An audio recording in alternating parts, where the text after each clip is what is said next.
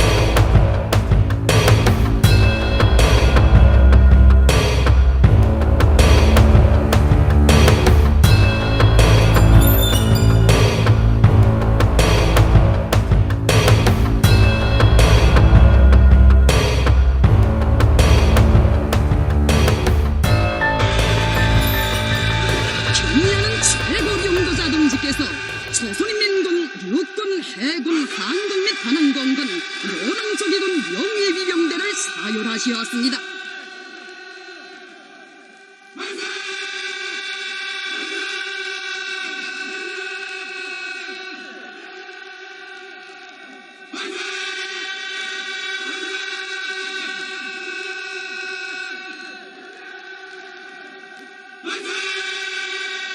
Meanwhile, an apocalyptic vision revealed on government-run television in North Korea.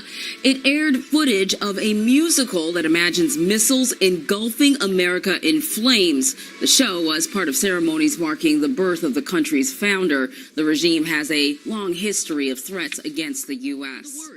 U.S. officials tell CNN Beijing is putting missile-capable bombers and other military aircraft on, quote, high alert. This as more than 1,000 U.S. troops team up with South Korean forces for Operation Max Thunder, one of the largest military exercises between the two countries. As tensions with North Korea boil over, Kim Jong-un vowing to meet U.S. threats of a preemptive strike. An op-ed in a North Korean state newspaper warns, quote, "Our preemptive strike towards U.S. and its followers will be the most merciless strike, aiming for a complete destruction that doesn't allow for the survival of the enemies."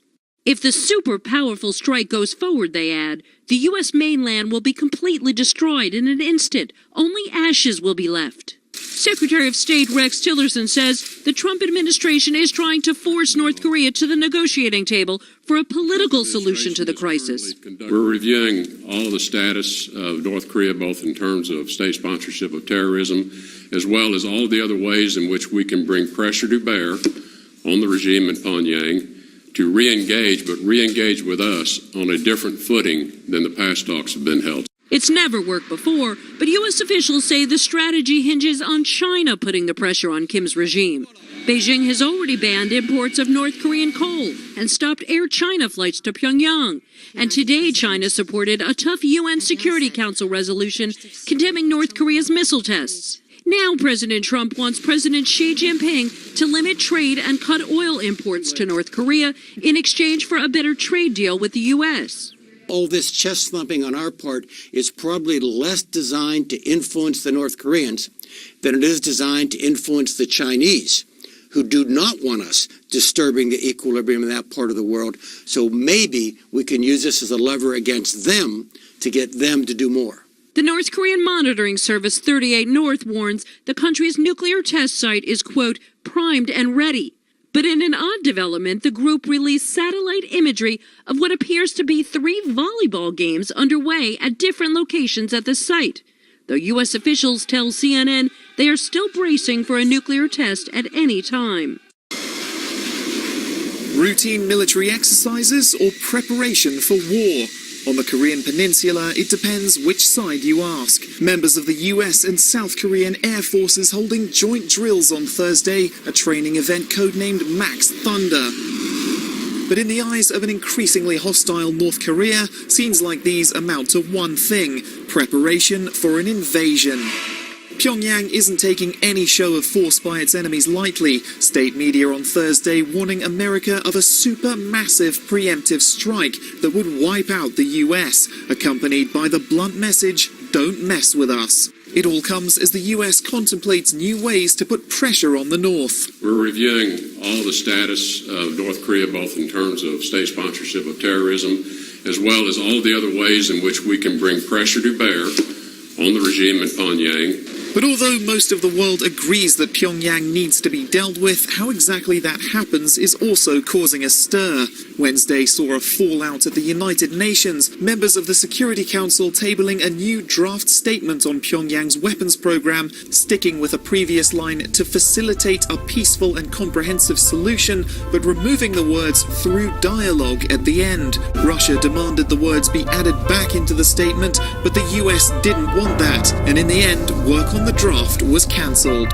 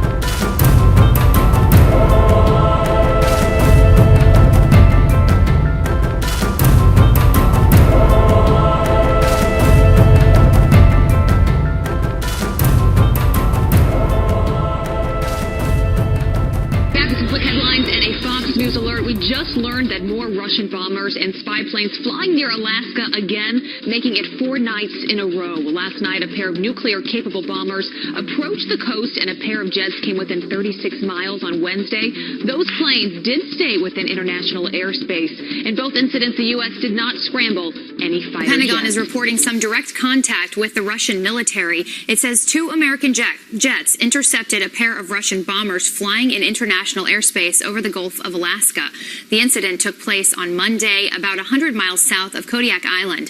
The Russian bombers flew away after being escorted by the U.S. fighters for more than 10 minutes. It was the first interception of Russian aircraft off the western U.S. in nearly 2 years. From Kodiak Island in Alaska. It's the first time since President Trump took office that Moscow has sent bombers this close to the United States.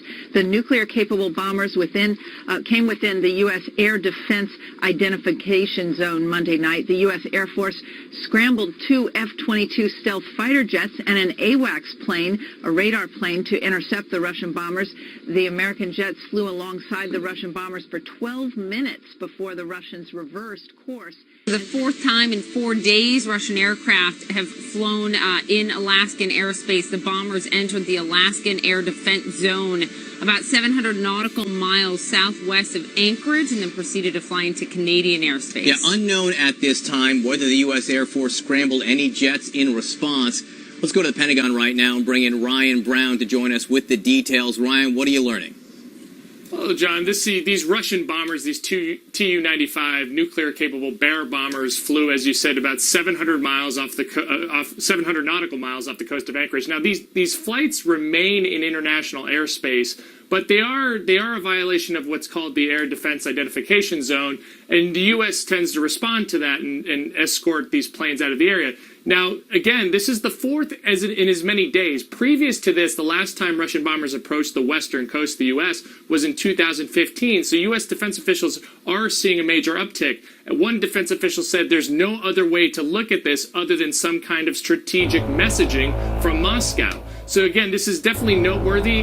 The U.S. military does these types of flights around Russia and other places, so these flights are common, but 4 in as many days is definitely a notable uptick.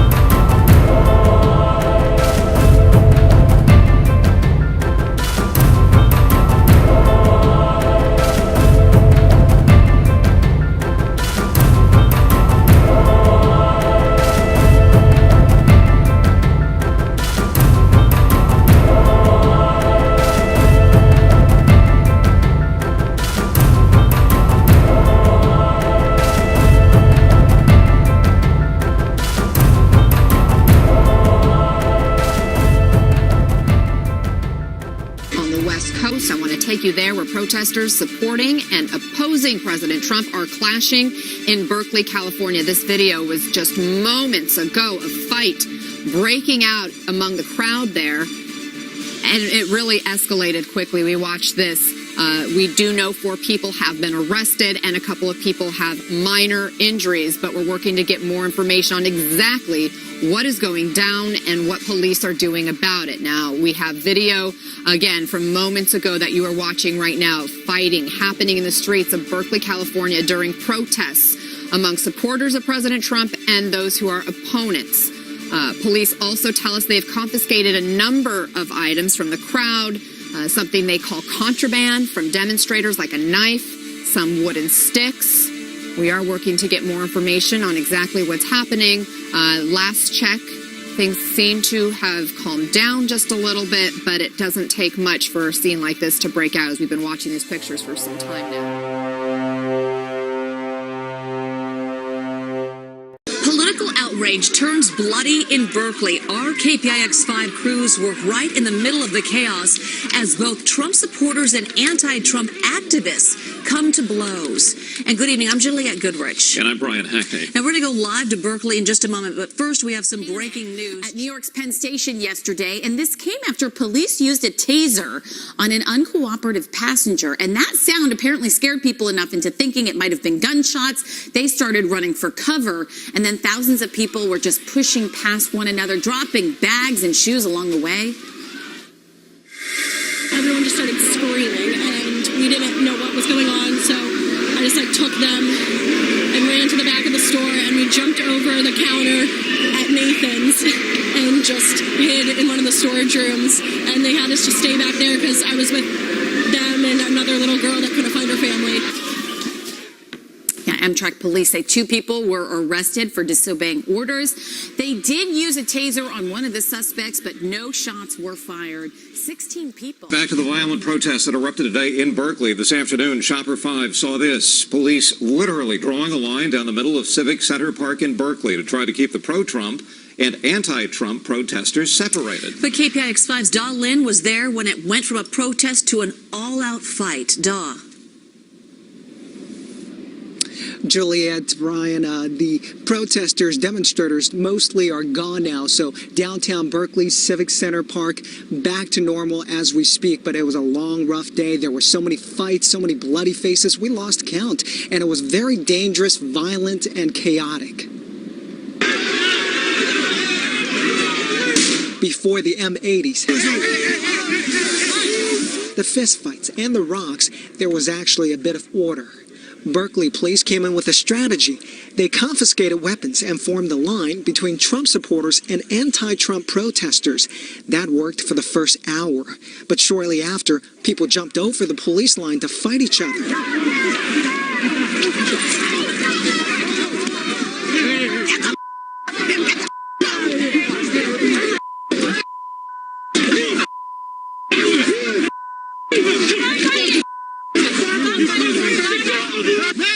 This Trump supporter was the first casualty of the day, with blood streaming out of his face. Well, they wanted to hit me with brass knuckles on the blind side. We're here for free speech. They hit him and knocked him on the ground. Hit me twice. Once when I was getting up. It's sad. Then more fights broke out in front of officers in Civic Center Park. Police made some arrests. But the police strategy stopped working after both Trump supporters and anti-Trump protesters left the park to fight on the street. Officers were outnumbered. They had to watch the fights from a distance. The dueling rallies grew to a large crowd of roughly 1,000 to 1,500 people. And there were fights all over the place.